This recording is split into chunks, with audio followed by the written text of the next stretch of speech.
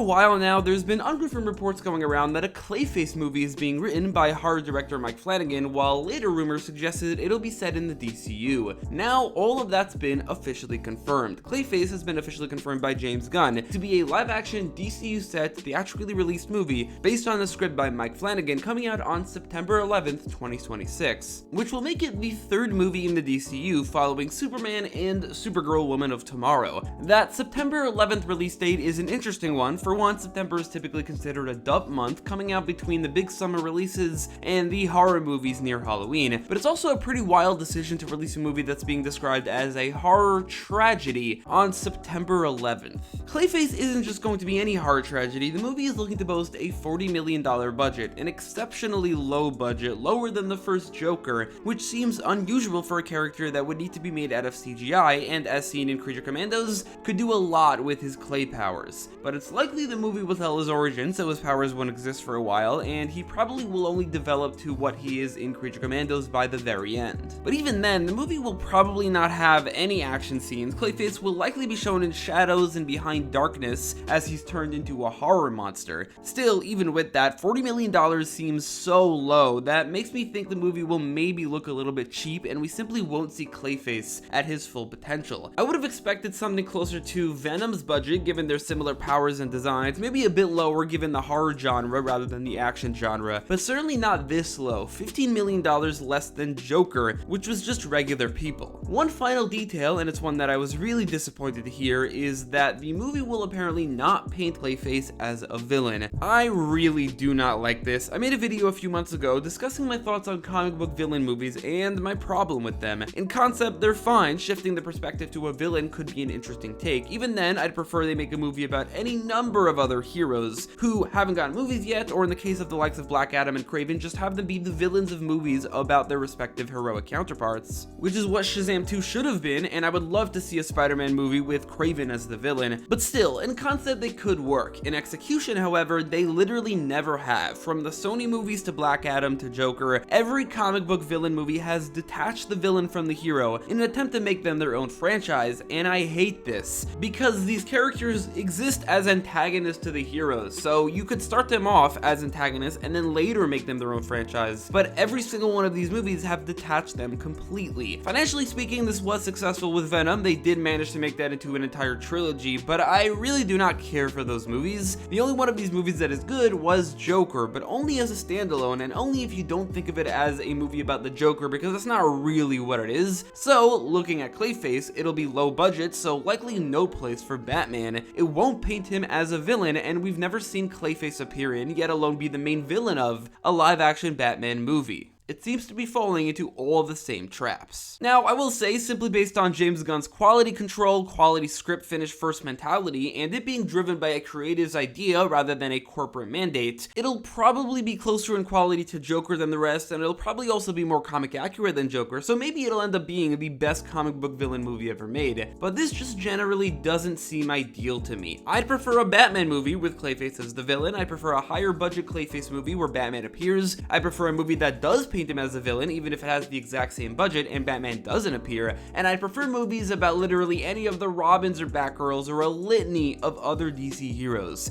As the third movie in this universe, it seems like a really unusual choice. So yeah, if you couldn't tell already, I'm not very excited about this movie, especially compared to the first two movies in this universe, Superman and Supergirl. I'm not a big fan of comic book villain movies, but also, I'm not a fan of horror movies. I'm sure Mike Flanagan wrote an interesting script, and maybe he'll end up directing it as well, but I've actually never seen anything he's ever made because I don't watch very many horror movies, so it's not like I'm excited about that either. Still, Clayface definitely fits the Gods and Monsters title of the chapter, and I think there are a few things Clayface could do that would set it apart from other comic book villain movies while cementing it as maybe an important movie for the DCU. The script is already written, so none of this could be taken into consideration, but these are just my hopes for what is in the completed script. Like I said, Clayface will apparently not be painted as a villain, but what I really hope they mean by that is is that he's just the protagonist rather than an antagonist, and the movie will give him a sympathetic backstory. However, by the end, he will be a villain, and not an anti-hero like Black Adam, Venom, Morbius, and Kraven. This detail actually kind of surprised me, since Clayface on Creature Commandos was described by his voice actor Alan Tudyk as a psychopathic murderer,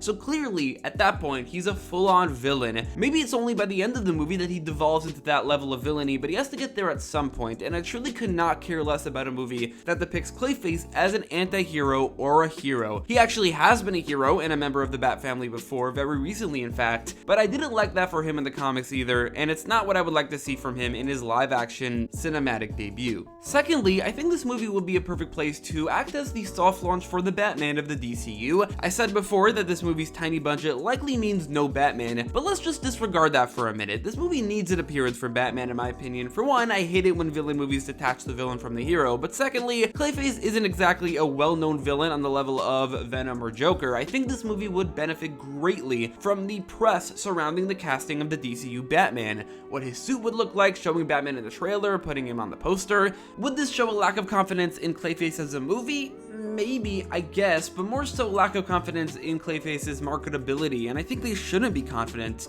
It's a highly experimental endeavor about a character who is not as known to the public, and is not exactly a franchise lead character. Putting Batman in the movie would make it so that the movie avoids one of the biggest issues with the villain movies, would make it an important entry in the DCU, would make it far more likely to be a success, and will allow Batman to appear relatively early, as Batman Brave and the Bold probably won't release until 2027 at the very earliest. And I think they could actually use the small budget to their advantage, not putting in any Batman action scenes, but rather showing him from the perspective of a villain, stalking from the shadows, coming out of nowhere, being frustratingly present in everything Clayface does. This is something that I've wanted to see for a very long time. It sounds like a really cool idea to see Batman, but from the perspective of a villain. I really would have liked to see it in the Penguin show. And it's kind of crazy to me how there's been a few Batman villain projects, but none of them have featured Batman at all, and certainly not in that capacity.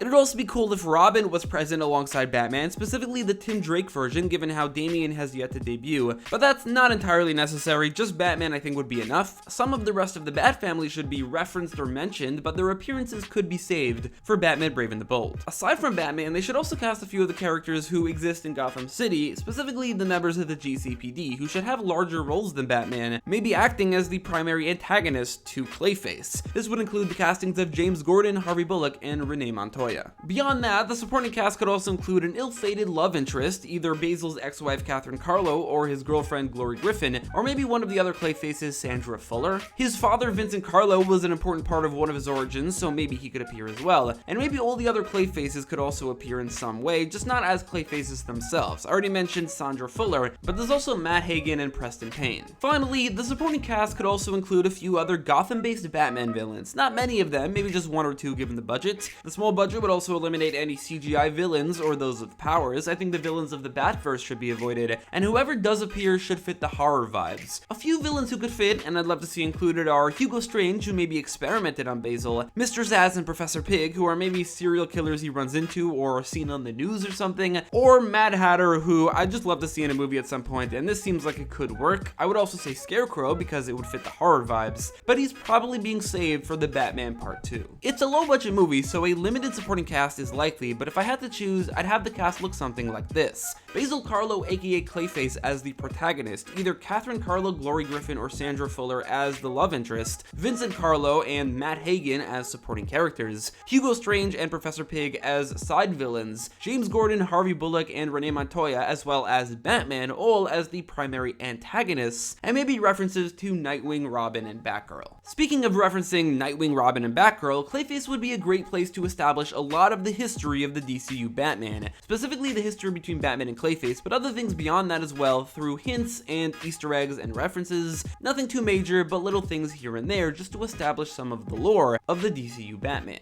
Also, as a little last thing, Clayface is meant to release just a few weeks before the Batman Part 2's current release date, but that's pretty certain to be pushed back, since James Gunn just confirmed that there has not been a first draft for the script of the Batman Part 2 yet, which is ridiculous to me. I cannot fathom why it's taking Matt Reeves so long to write this movie, and I think it's a damn shame. Not only will it likely end up being a 5-year gap between Parts 1 and 2, the entire trilogy will likely span an entire decade, but also it might affect the release date of The Brave and the Bold, if the Batman Part 2 is pushed off to 2027, then The Brave and the Bold might not come out until 2028, the same year that Dynamic Duo is coming out, another Batman movie, so maybe it won't come out until 2029, which is absurd. But if that is the case, then Batman needs to appear in Clayface and then in Dynamic Duo. He can't not appear in the DCU until 2029. Let me know your thoughts on Clayface in the comments. What would you like to see and what do you not want to see? And thanks so much for watching.